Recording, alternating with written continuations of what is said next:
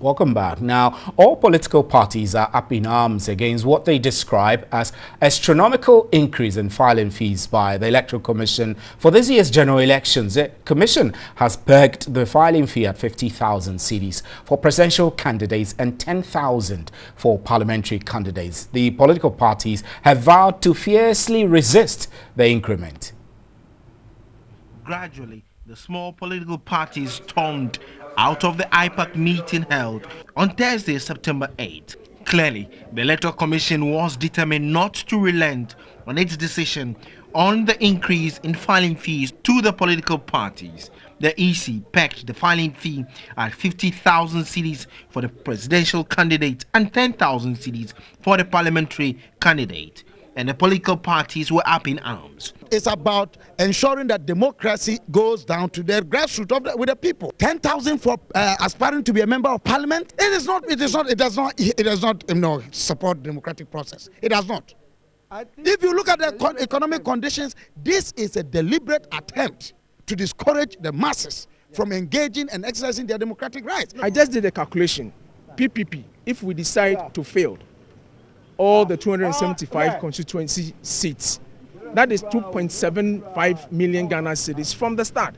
Multiplied by 3 parties, that is close to 9 million Ghana cedis. What is the Electoral Commission going to use that money for? Obviously, filing fee of 50,000 for presidential candidate and 10,000 for parliamentary candidates. It's on the higher side, because most political parties, especially the New Patriotic Party, pay for each and every parliamentary candidate. So you are talking about 2.75 million Ghana cedis plus 50,000. So we are looking at 3.25 million Ghana cedis. Though I agree with the smaller parties that a reduction will be good, they need to also mobilize resources. They need individually and collectively to be able to get across this hurdle. The EC indicated that, first of all, they also need resources to organize the election. And again, the EC has also assured us that if we are able to work very hard to get about 12.5% of the total votes in the constituency or for the presidential, 12.5 plus, you are entitled to a refund. If you quite remember, when you open our nomination, the filing fee for the presidential candidates was 95,000 Ghana cedis. So 50,000 Ghana cedis, okay for us. It's okay. It's a notorious fact that the conditions are tough in this country. So all that I'm saying that the democracy, electoral matters and all that, they are by themselves explosive issues. Like? No, I said democracy, participation. Participation is such a right that everybody should feel free. Look, I wish people can just walk through, fill a form and participate. The smaller political parties have stressed their resolve to reject the increment by petitioning the Electoral Commission. We have to petition the EC on that because it's too much. Meanwhile, the political parties and parliamentary aspirants who wish to contest in the 2016 elections are to pick the forms from Tuesday, September 13. They are required to submit by September 29 and 30. The EC has also announced that the tender process for the electronic results transmission system has been cancelled because none of the tenderers met the set criteria. Komla Kluche, TV3 News, Accra.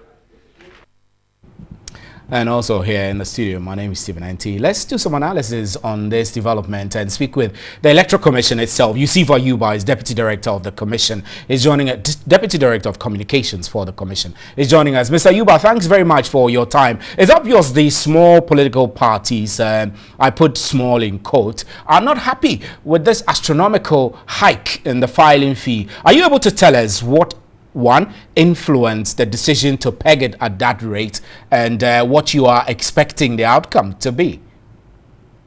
Thank you very much, Steve.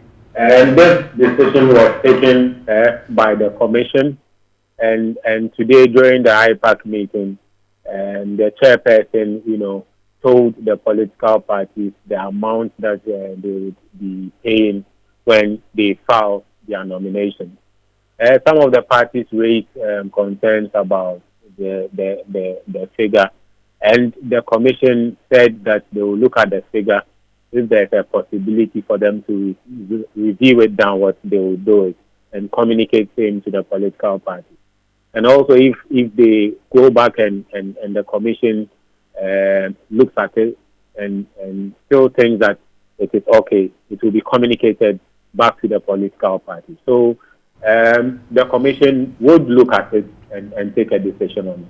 That's encouraging for those who are against the filing fee. But you still didn't answer my question. What precipitated the decision, or what motivated the EC to peg it at that figure? Why that figure in particular? Even I can't speak to the reason why the commission came up with that figure. The commission met and took that decision, and the decision was communicated to the political party. Straight as that. Straight as that. So you expect that all political parties can raise this filing fee, otherwise they do not contest? Stephen, if you are a political party and you have structures on the ground, you should be able to raise this amount. In terms of presidential aspirants, they will pay 50,000 Ghana cedis, and parliamentary candidates will pay 10,000 cedis. So we expect the political parties to be able to raise this amount to file. So will the EC take into account, for example, smaller parties, or you would agree with those who say it is a ploy to frustrate these smaller parties from taking part in the December elections? Even the commission has always encouraged, smaller parties to participate in elections in this country. The commission does not think that he came to a conclusion that they did not meet the technical criteria per what the commission wanted the vendors to do. Secondly, they did not have the technical ability after the evaluation, to undertake such an exercise. And the last one, they needed, they went outside, or they could not meet the scope of what exactly the Electoral Commission wanted them to do. So at the end of the evaluation of the technical committee, they came to a conclusion that it wasn't possible for the two vendors who came to do the demonstration to implement this electronic transmission. So technically means there will be no electronic transmission, and the EC will revert to its original mode of transmitting election results. Yes. But in addition to that, if you follow the by-election that the commission has undertaken, we would use projectors at the constituency collation center, so that participants and stakeholders can follow how the results come to the collation center and entered on a laptop, which will be displayed for everybody to follow. Right. Mr. Ayuba, we're grateful. Thanks very much for your time, as always. Mr. Yusuf Ayuba is the Deputy Director of Communications for the Electoral Commission.